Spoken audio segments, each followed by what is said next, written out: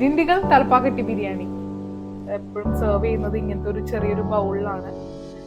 അപ്പോഴാണ് ആ ബിരിയാണിയുടെ ഒരു സ്മെല്ല് ഇതിൽ കിട്ടുന്നത്. Hi guys, welcome back to my channel. ഇന്ന് ഞാനൊരു സൗത്ത് ഇന്ത്യൻ സ്റ്റൈൽ ബിരിയാണിയാണ് ഷെയർ ചെയ്യുന്നത്. ഈ ഒരു പർട്ടിക്കുലർ ബിരിയാണി നമ്മുടെ ബിരിയാണിയായിട്ട് കമ്പയർ ചെയ്യുമ്പോൾ വളരെ ഈസിയാണ് ഉണ്ടാക്കാൻ. മാത്രമല്ല, നമ്മുടെ ബിരിയാണി ഉണ്ടാക്കുന്ന അത്ര എഫേർട്ട് ഈ ഒരു ബിരിയാണിക്ക് ആവശ്യമില്ല. ഈ ഒരു ബിരിയാണിയിൽ എടുത്ത് പറയേണ്ടത് ഇവരുടെ മസാലയാണ്. അപ്പോൾ ബിരിയാണിക്കുള്ള മസാല നമ്മളിപ്പോൾ ഇവിടെ പൊടിച്ചാണ് എടുക്കുന്നത്. അതിനായിട്ട് 1 ടീസ്പൂൺ ഞാൻ ചെറിയ ജീരകം എടുത്തിട്ടുണ്ട്, 1 ടീസ്പൂൺ ഫെനൽ സീഡ്സ് അതായത് പെരിഞ്ജീരകം എടുത്തിട്ടുണ്ട്, 1 ടീസ്പൂൺ മുഴുവനായിട്ടുള്ള കുരുമുളക് എടുത്തിട്ടുണ്ട്, ഒരു 4 ഏലക്ക എടുത്തിട്ടുണ്ട്, ഒരു ബേ ലീഫ് എടുത്തിട്ടുണ്ട്, 4 ഗ്രാമ്പു എടുത്തിട്ടുണ്ട്. പിന്നെ ഇതിന്റെ മെയിൻ ഇൻഗ്രീഡിയന്റ് വരുന്നത് കൽപ്പാസിയാണ്. പിന്നെ ഒരു ജാതിപത്രി എടുത്തിട്ടുണ്ട്, 3 ചെറിയ പീസ് പട്ടി എടുത്തിട്ടുണ്ട്, ചെറുതല്ല ഒരു മീഡിയം പീസ് പട്ടി എടുത്തിട്ടുണ്ട്, പിന്നെ 2 ടേബിൾ സ്പൂൺ മല്ലി എടുത്തിട്ടുണ്ട്, പിന്നെ കുറച്ച് കാഷ്യൂ നട്ട്സ് എടുത്തിട്ടുണ്ട്.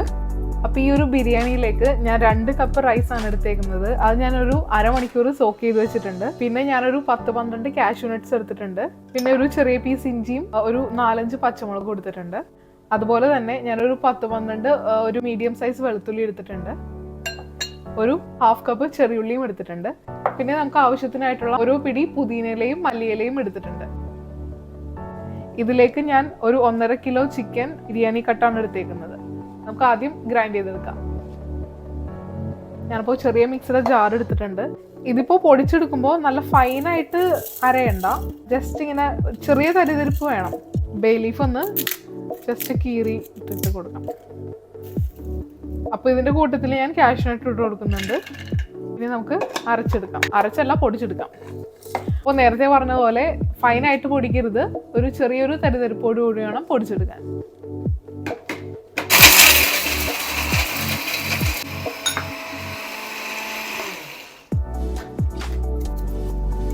ഇത് തുറക്കുമ്പോഴേ നമുക്ക് ആ ബിരിയാണിയുടെ ഒരു സ്മെല്ല് നമുക്ക് കിട്ടുന്നുണ്ട്. അപ്പൊ നമുക്ക് മസാല ഒന്ന് ട്രാൻസ്ഫർ ചെയ്യാം.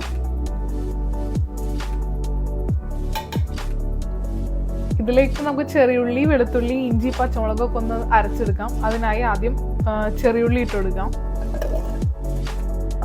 അതുപോലെ തന്നെ വെളുത്തുള്ളി, പിന്നെ ഇഞ്ചിയും പച്ചമുളകും ആഡ് ചെയ്ത് കൊടുക്കാം.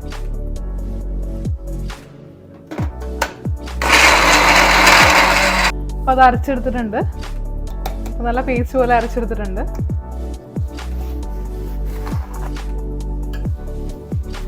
ഇനി നമുക്ക് കുക്കിംഗ് സ്റ്റാർട്ട് ചെയ്യാം. ഞാനൊരു ബിരിയാണി പോട്ട് വെച്ച് കൊടുത്തിട്ടുണ്ട്. ഞാനിതിലേക്ക് ആവശ്യമായിട്ടുള്ള ഓയിൽ ഒഴിച്ചു കൊടുക്കുകയാണ്. ഈ ഒരു ബിരിയാണി ശരിക്കും യൂസ് ചെയ്യേണ്ടത് പീനട്ട് ഓയിലാണ്. അപ്പോൾ അത് കിട്ടിയില്ലെങ്കിൽ മാത്രം നമുക്ക് സൺഫ്ലവർ ഓയിൽ ഒഴിച്ചു കൊടുക്കാം. അപ്പോൾ ഒരിക്കലും വെളിച്ചെണ്ണ യൂസ് ചെയ്യരുത്, സൺഫ്ലവർ ഓയിൽ ഉണ്ടെങ്കിൽ അത് തന്നെ യൂസ് ചെയ്യാം. ഇനി നമ്മൾ നേരത്തെ അരച്ചു വെച്ച മസാല ആഡ് ചെയ്ത് കൊടുക്കാം. മുഴുവനായിട്ട് ആഡ് ചെയ്ത് കൊടുക്കുന്നുണ്ട്. നിങ്ങൾക്ക് വേണമെങ്കിൽ ഇതിൻ്റെ കൂടെ പുതിനയും മല്ലിയിലയും കൂടെ അരച്ചെടുക്കാവുന്നതാണ് കേട്ടോ. ഞാനിപ്പോൾ ഈ പ്രാവശ്യം ചോപ്പ് ചെയ്തിടാന്ന് കരുതി. നന്നായിട്ടൊന്ന് മിക്സ് ചെയ്ത് കൊടുക്കാം. ഇതിൻ്റെ പച്ചമണം മാറി തുടങ്ങുമ്പോൾ നമുക്ക് മസാല ആഡ് ചെയ്ത് കൊടുക്കാം. മിക്സ് ചെയ്ത് കൊടുക്കാം.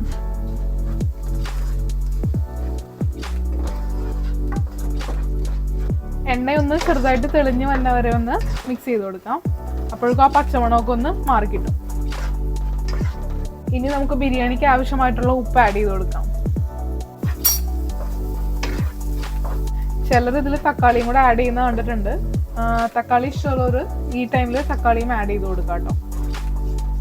ഇതിലേക്ക് ഞാൻ വളരെ കുറച്ച് മഞ്ഞൾപ്പൊടിയാണ് ആഡ് ചെയ്യുന്നത്. അതുപോലെ തന്നെ എൻ്റെ മുളക് പൊടിക്ക് നല്ല എരിവാണ്, അതുകൊണ്ട് വളരെ കുറച്ചാണ് അതും ആഡ് ചെയ്യുന്നത്. ഇപ്പോൾ ഏകദേശം എണ്ണയൊക്കെ ചെറുതായിട്ട് തെളിഞ്ഞ് വന്നിട്ടുണ്ട്. ഞാൻ ഈ ഒരു പോയിന്റിലാണ് നെയ്യ് ആഡ് ചെയ്ത് കൊടുക്കുന്നത്. നെയ്യുടെ ഫ്ലേവർ മുന്നിൽ നിൽക്കാൻ വേണ്ടിയാണ് ഞാൻ ഇത്തിരി ലേറ്റ് ആയിട്ട് ആഡ് ചെയ്യുന്നത്. ഞാനിപ്പോൾ ഒരു 3 ടേബിൾ സ്പൂൺ നെയ്യ് ആഡ് ചെയ്യുന്നുണ്ട്. ഇനി നമുക്ക് കഴുകി വൃത്തിയാക്കിയ ചിക്കൻ ആഡ് ചെയ്ത് കൊടുക്കാം.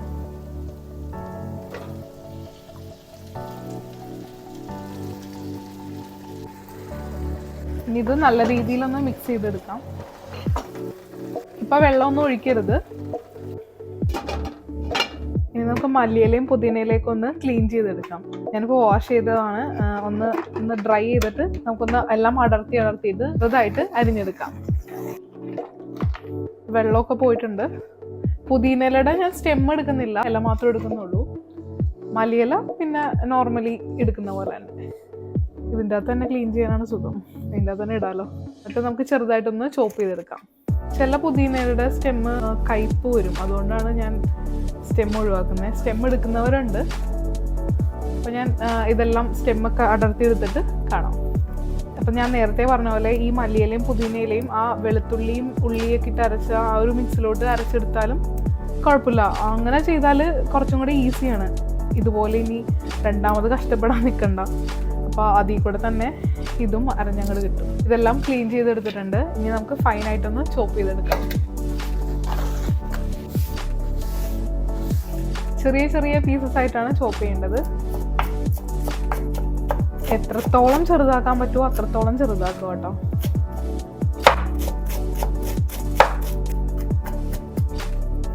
ഒരു സെക്ഷൻ കഴിഞ്ഞിട്ടുണ്ട്, ഞാൻ മാറ്റി ബാലൻസ് ഉള്ളതെടുത്ത് വീണ്ടും ചോപ്പിങ് സ്റ്റാർട്ട് ചെയ്യാം. അപ്പോൾ ഇനി ഇതും കൂടെ ഒന്ന് ചോപ്പ് ചെയ്തെടുക്കാം. ദീന എപ്പോഴും മല്ലിയിലേക്കാളും ഇത്തിരി ഒരു പിടി മുന്നിൽ നിൽക്കണം കേട്ടോ എപ്പോഴും എടുക്കുമ്പോൾ. നേരത്തെ പോയപ്പോൾ ചിക്കൻ സിമ്മിലിട്ടാണ് പോയത്. ഇനി ഒരു പോയിന്റിൽ ഉപ്പൊക്കെ ഒന്ന് ചെക്ക് ചെയ്യാം. പോരാത്തതിന് അരിക്കും കൂടെ ആവശ്യമായിട്ടുള്ള ഉപ്പ് ആഡ് ചെയ്ത് കൊടുക്കാം. നമുക്ക് ഇല ആഡ് ചെയ്ത് കൊടുക്കാം. ഞാൻ മുഴുവനായിട്ടും ഇല ആഡ് ചെയ്ത് കൊടുക്കുന്നുണ്ട്. ഇനി നമ്മൾ മെഷർ ചെയ്ത് വെച്ചാൽ വെള്ളം ആഡ് ചെയ്ത് കൊടുക്കാം. ഒരു ഗ്ലാസ് അരിക്ക് 1.5 ഗ്ലാസ് വെള്ളമായിട്ടാണ് ആഡ് ചെയ്യേണ്ടത്. ഇനി നന്നായിട്ടൊന്ന് മിക്സ് ചെയ്ത് കൊടുക്കാം. ഇപ്പോഴും നമ്മൾ ഉപ്പ് ചെക്ക് ചെയ്യണം, അരി ഇടുമ്പോഴും ഉപ്പ് ചെക്ക് ചെയ്യണം. ഉപ്പ് എപ്പോഴും ഒരു പടി മുന്നിൽ നിന്നാലേ നമുക്ക് കറക്റ്റ് ആ ഒരു ഉപ്പ് കിട്ടുള്ളൂ. ഇതൊന്ന് ജസ്റ്റ് ഒന്ന് ബോയിലാവട്ടെ. ഞാനൊന്ന് ഉപ്പൊന്ന് ചെക്ക് ചെയ്യട്ടെ. ഉപ്പ് ആവശ്യത്തിനുണ്ട്. ജസ്റ്റ് ഒന്ന് ബോയിൽ ചെയ്യാൻ വെക്കാം. ചെറുതായിട്ട് ബോയിലായി വന്നിട്ടുണ്ട്.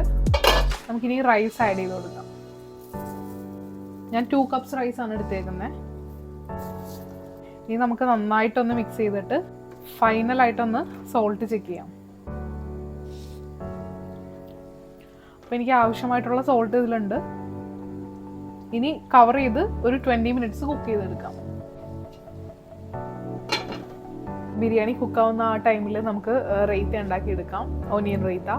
ഈ ഒരു ബിരിയാണിക്ക് ഏറ്റവും ബെസ്റ്റ് കോമ്പിനേഷൻ വരുന്നത് നമ്മുടെ ഓനിയൻ റൈത്ത തന്നെയാണ്. അപ്പോൾ ഞാൻ 2 മീഡിയം സൈസ് സവാള എടുത്തിട്ടുണ്ട്. അതിലേക്ക് എരിവിന് ആവശ്യമായിട്ടുള്ള 2 പച്ചമുളക് എടുത്തിട്ടുണ്ട്. വളരെ നല്ല തിന്നായിട്ട് സ്ലൈസ് ചെയ്തെടുക്കാം. ഇപ്പോഴും നീട്ടത്തിൽ മുറിക്കുന്നതാണ് ഇത് റൈത്തക്കൊക്കെ നല്ലത്. വളരെ തിന്നായിട്ട് സ്ലൈസ് ചെയ്യാൻ ശ്രമിക്കുക. അതുപോലെ നമുക്ക് രണ്ടാമത്തെ സവാളയും കട്ട് ചെയ്തെടുക്കാം. 2 സവാളയും കട്ട് ചെയ്ത് കഴിഞ്ഞിട്ടുണ്ട്. ഇനി പച്ചമുളകും വളരെ ചെറുതായിട്ട് അരിഞ്ഞെടുക്കാം. ഇനി ചെയ്യേണ്ടത് സവാള നന്നായിട്ട് നന്നായിട്ടൊന്ന് തിരുമ്മിയെടുക്കാം. സവാളയുടെ ആ വെള്ളം പുറത്ത് വന്ന വരെ നമുക്ക് ഒന്ന് തിരുമ്മി യോജിപ്പിച്ചെടുക്കാം. അത് കഴിഞ്ഞതിന് ശേഷം മാത്രമാണ് പച്ചമുളക് ആഡ് ചെയ്യേണ്ടത്. പച്ചമുളകൊക്കെ ആയിട്ട് നമ്മൾ തിരുമാൻ പോയിട്ടുണ്ടെങ്കിൽ ചെറുതായിട്ട് വിവരം അറിയും. ഞാൻ ആവശ്യത്തിന് ഉപ്പിട്ട് കൊടുക്കുന്നുണ്ട്. സവാളയിൽ നിന്ന് ചെറുതായിട്ടൊന്ന് വെള്ളം ഇറങ്ങി തുടങ്ങി. ഇനി ഇതിലേക്ക് കട്ടി തൈര് ആഡ് ചെയ്ത് കൊടുക്കാം. അതുപോലെ തന്നെ പച്ചമുളക് ആഡ് ചെയ്ത് കൊടുക്കാം. ഇത് നന്നായിട്ടൊന്ന് മിക്സ് ചെയ്തെടുക്കാം. ഇപ്പോഴും ഇത് തിക്കായിട്ട് തന്നെ ഉണ്ടാക്കാൻ ശ്രമിക്കുക കേട്ടോ. ഇത് ലൂസ് ആവരുത്. ഇത് ഇങ്ങനെ വെക്കുമ്പോൾ അവിടെ ഇരിക്കണം, ഇതിൻ്റെ ഒരു കൺസിസ്റ്റൻസി. അങ്ങനെ ഓനിയൻ റൈത്ത റെഡിയായി. ഞാൻ കുറച്ച് നേരത്തെ അരിഞ്ഞു വെച്ച മല്ലിയിലയും പുതിനയിലയും കുറച്ചിട്ട് ഇടുവാണ്. അപ്പോഴാണ് ആ ബിരിയാണിയുടെ ഒരു സ്മെല്ല് ഇതിൽ കിട്ടുന്നത്. 20 മിനിറ്റ്സ് കഴിഞ്ഞു. ഞാൻ ഗ്യാസ് ഓഫ് ചെയ്ത് വെച്ചേക്കുവാണ്. ഇൻ ബിറ്റ്വീൻ ഒന്ന് മിക്സ് ചെയ്ത് കൊടുത്തിട്ടുണ്ട്. റൈസൊക്കെ നല്ലോണം വിട്ട് കിടക്കുന്നുണ്ട്. നിങ്ങൾ പ്രഷർ കുക്കറിലാണ് ഇത് കുക്ക് ചെയ്യുന്നതെങ്കിൽ ഒരൊറ്റ വിസിലടിച്ച് ഒരു 10-15 മിനിറ്റ് കീപ്പ് ചെയ്തിട്ട് തുറക്കുന്നതായിരിക്കും നല്ലത്. അല്ലെങ്കിൽ ഇതുപോലെയാണെങ്കിൽ കറക്റ്റ് 20 മിനിറ്റ്സ്, എക്സാക്ട് 20 മിനിറ്റ്സ് വെച്ച് കഴിഞ്ഞിട്ട് ഒരു 15 മിനിറ്റ്സും കൂടെ ഒന്ന് മൂടി വെച്ചിട്ട് തുറക്കുന്നതായിരിക്കും നല്ലത്. ചിക്കനൊക്കെ നന്നായിട്ട് വന്നിട്ടുണ്ട്. അപ്പോൾ ബിരിയാണി നമുക്ക് സെർവ് ചെയ്യാം. ഇനി അടിയിലൊന്നും പിടിച്ചിട്ടില്ല. ദിണ്ടുഗൽ ബിരിയാണിയുടെ ആ ഒരു റെസ്റ്റോറൻറ്റ്സിൽ എപ്പോഴും സെർവ് ചെയ്യുന്നത് ഇങ്ങനത്തെ ഒരു ചെറിയൊരു ബൗളിലാണ്. ഞാൻ അതുപോലെ സെർവ് ചെയ്യാനാണ് ശ്രമിക്കുന്നത്. ബിരിയാണിയുടെ കൂടെ നമുക്ക് റൈത്തയും ഒന്ന് സെർവ് ചെയ്യാം. ഒരു മുട്ടയും കൂടെ വെച്ചാൽ ഗംഭീരമായിരിക്കും. ചിക്കൻ്റെ പീസ് ഇൻസൈഡാണ്.